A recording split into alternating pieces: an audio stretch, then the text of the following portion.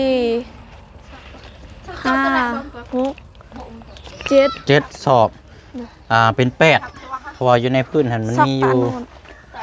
อัน อั น่ะ นนี้มีอีกสอบหนึงบ่ เป็น8เนาะ 8บ่ เหลืออยู่8 สอบ โดย ก็เท่ากับ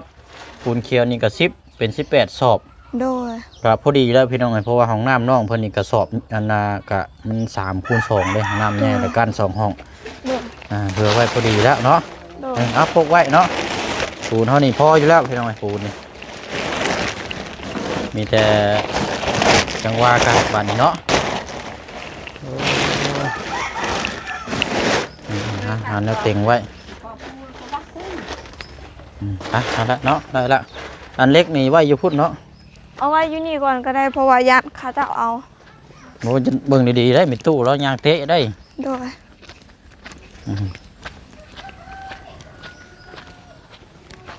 เล็กนี่3 เซนเนาะ เล็กตัวนี้เขาเจ้าสิใส่อยู่ห้องน้ำบ่ เทคานของน้ำ ใช้ขานห้องน้ำ เพราะว่ามันจังแน่นเนี่ยจังน้อย อ๋อโดย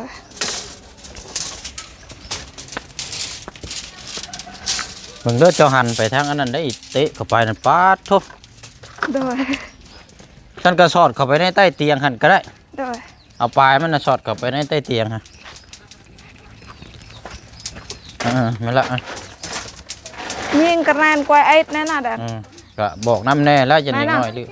หน้าพร สอดเข้าไปใต้เตียงฮะพี่ ยิง ละ น่ะ เดี๋ยวย่อมได้แล้วฮะ โดย เอาระวังแต่หมองมันไอ้นี่ซื่อเนาะป้าชาเนาะพี่น้องเอ้ยไปพุ่นละเดี๋ยวพูดคุยน้ำกันอีกนิดนึงกับน้องๆเพิ่นพากันจัดแจงเองแล้วบาทนี่เรียบร้อยเลยซ้ายนี่ก็เดี๋ยวส่วนคอยขึ้นเนาะ โดย เดี๋ยวมานั่งคุยกันพี่น้องเนาะก็ถือว่าเรียบร้อย โดย ติดตามน้ำกันวัดมือวัดเว้นพี่น้องเอ้ยโอ้เนาะอยู่ไรขย่อยเลยเติบอยู่ดอกเจ้าเนาะ โดย มีแต่ว่าตัวนี้แล้วก็เอาจังไรพี่น้องเอ้ย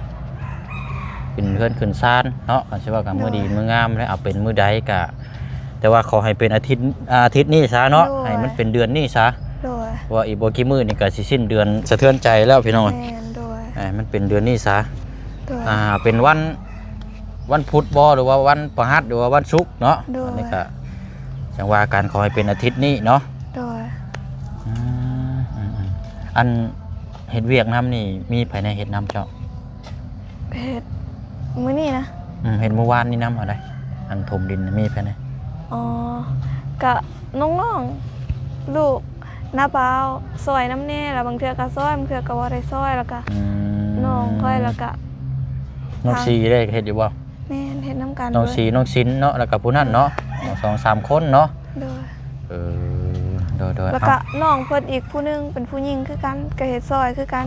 แต่ก็ตามภาษาเด็กน้อยนั่นแหล้วเฮ็ดแน่บ่เฮ็ดแน่ เดี๋ยวกระปอกกระแป๊กอะไรเนาะ โดย เนาะเอาซาโอเคสาพี่น้องเนาะมีแต่ว่าตามนั้นและมื้ออื่น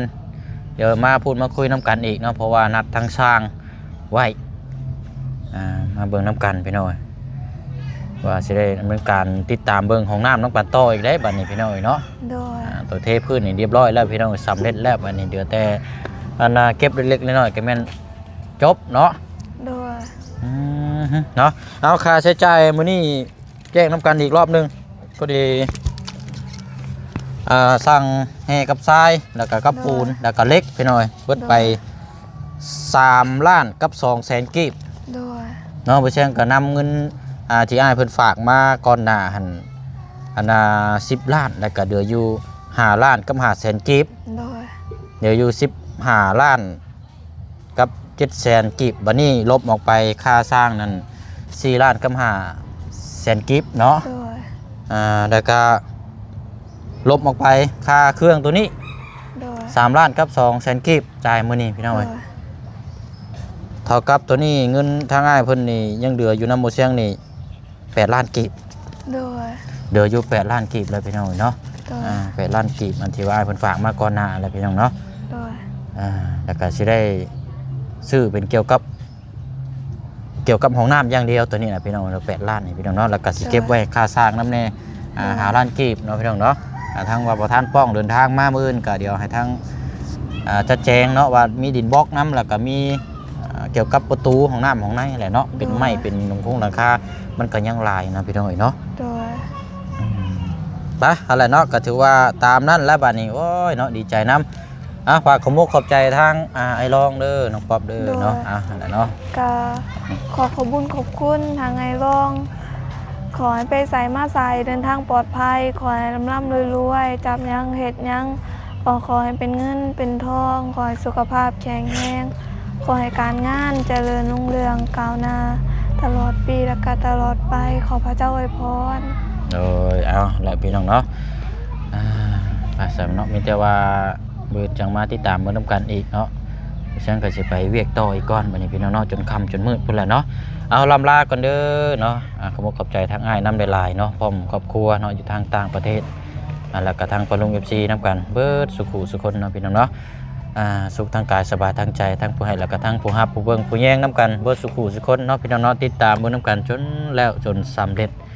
เทพื้นใต้ถุนบ้านน้องป๊อปเนาะบ๊ายบายเด้อพี่น้องเด้อสบายดีเนาะเอาแหละค่อยปรับปรุงน้องๆเด้อ